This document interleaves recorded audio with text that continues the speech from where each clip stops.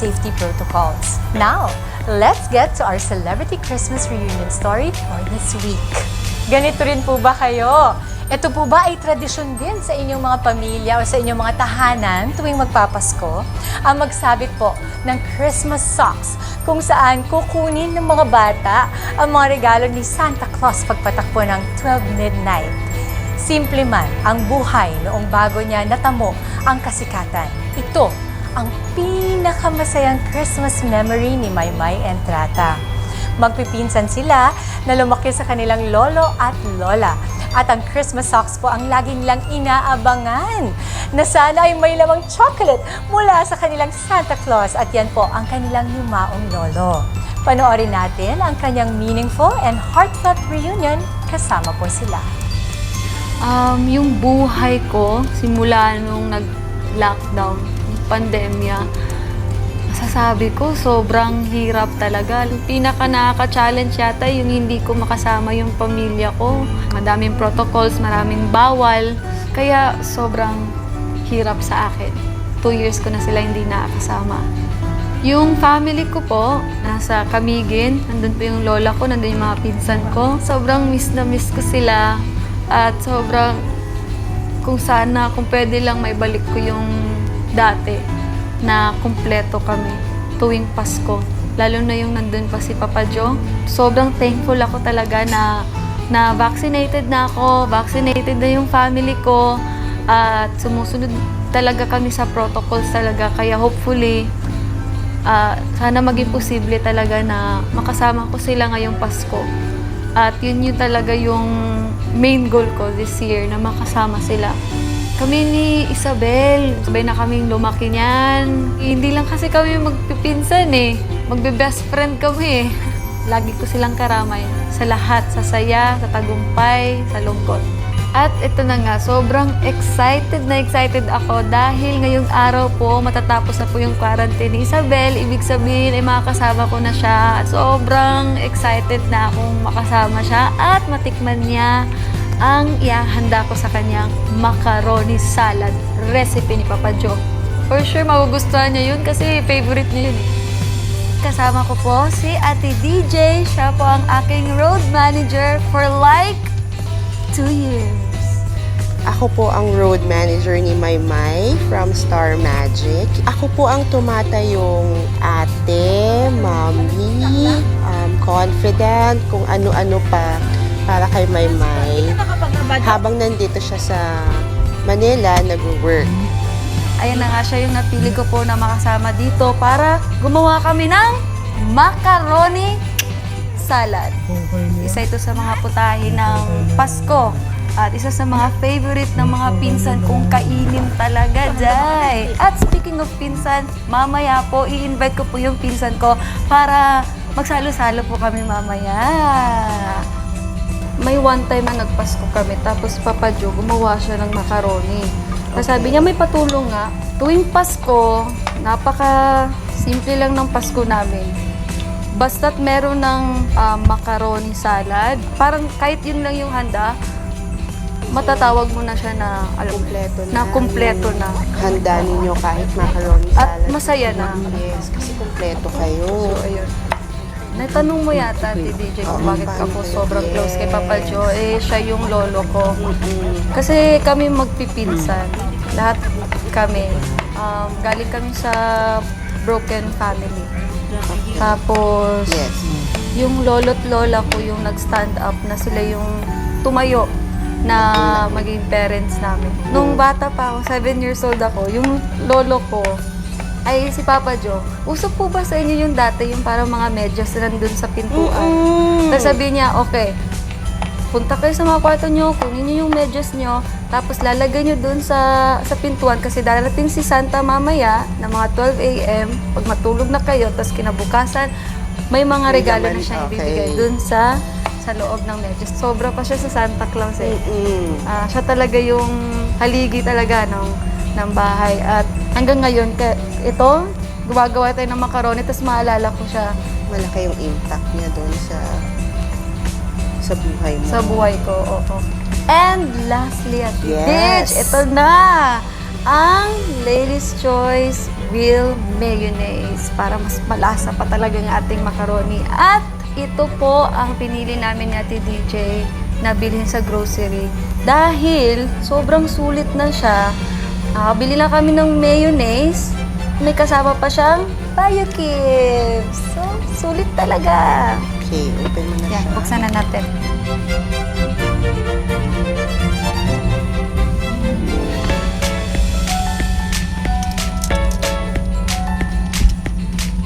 Ay, Ate Dij, teka lang, susunduin ko na si Ay, Isabel. hindi. Ako na yung susundo. Mag-ready ka na dito para pagdating namin, kakain na tayo ng masarap na macaroni salad ni Ah, Papa Joe. okay, Ate Dij. Mag-ready ka na, ha? Sige po.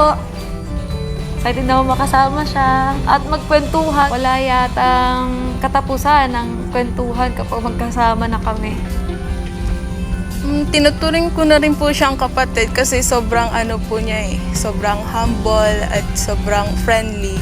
Sobrang close na rin namin sa isa't isa.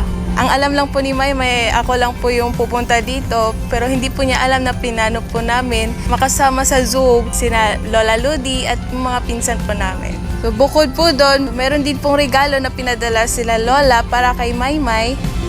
Bye! Hi! Kamusta ka na? Okay lang. Okay lang din. Day! I miss you!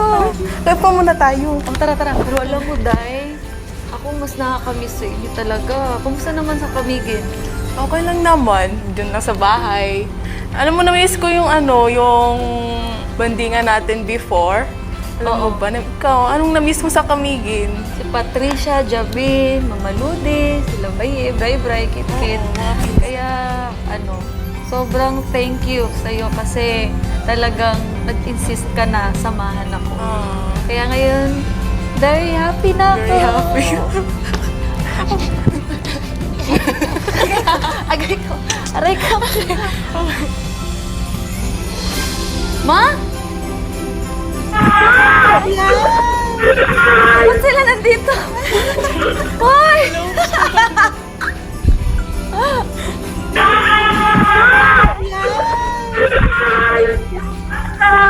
Kumusta? Unsa man, Ma? Magkita sana tayo in person. Ma, puhon, Ma. I love you. I miss you too. Nanay Bunda, Bray, kit. Love you, miss you. O kanang sa tag-ani, nagpasalamat ko na padayon gyapon ng inyong pag-inom sa iyong gamot kay bisag sa inyo ha. Dili man na big deal pero sa kuha big deal man na sa kuha kay syempre gusto makita man. Kikimingaw na ko ninyo. Magtayo sa buwan. Para gamot kang balik. Pag-amit niyagit mo. Salamat kayo mga sa imong buwan mga tabang mo. Ikaw yung support. Mga support tayo. Tagay kong smile di abi. Isa ka smile. Ay, nagilak mo man.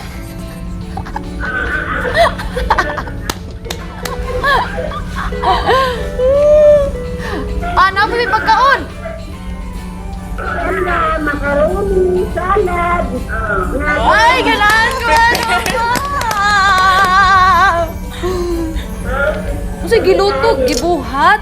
Narama oh. Narapod ma.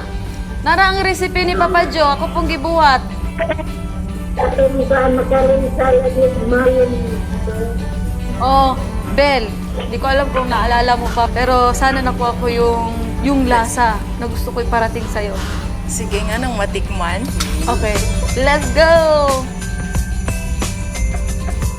Unya! Parang kay Papa Joe talaga to. Yung templa, perfect. The best. Thank you, babe! May kaon na ta! Yummy, uy. Lami, good.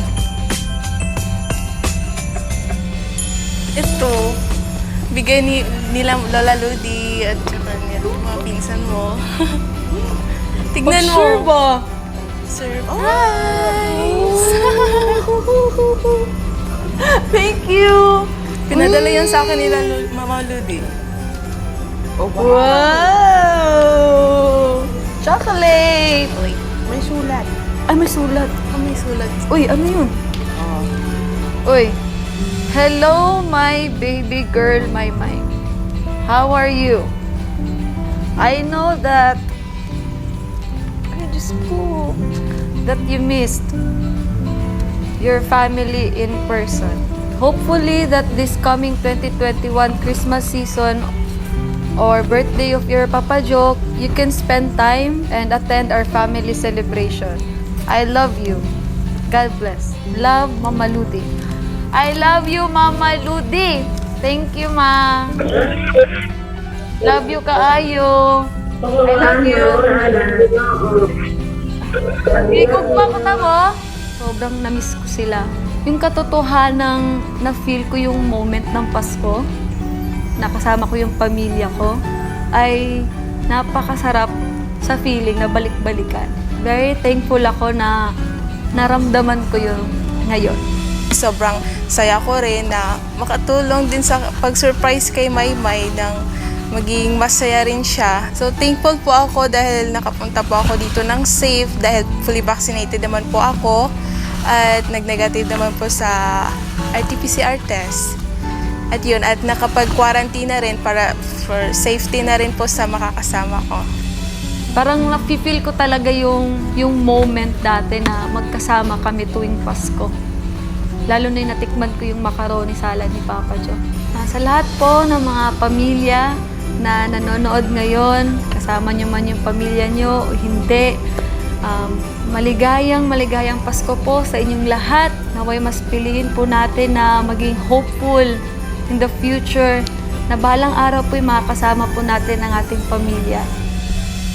May you have a safe Christmas, mga dong at dad!